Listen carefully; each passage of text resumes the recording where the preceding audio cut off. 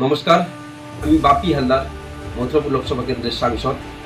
দেশ ও দেশবাসীর স্বার্থে 1993 সালে 21 জুলাই পশ্চিমবঙ্গের অত্যাচারী বাম শাসকের রক্তচক্ষু উপেক্ষা করে রাস্তায় নেমে আন্দোলন করেছিলেন আমাদের নেত্রী মমতা বন্দ্যোপাধ্যায়। সেদিন পুলিশের গুলিতে 13 জন আমাদের সহযোদ্ধাকে প্রাণ কেড়ে নিলেও আমাদের সেই আপসহীন সংগ্রাম দমাতে পারেনি। সেই আপসহীন সংগ্রামকে জারি রেখে 2021-2024 সালে আমাদের প্রিয় নেতা অভিষেক বন্দ্যোপাধ্যায়ের নেতৃত্বে আমরা গণদেবতার আশীর্বাদ নিয়ে স্বৈরাচারী বিরুদ্ধে যুদ্ধ জয় করেছি।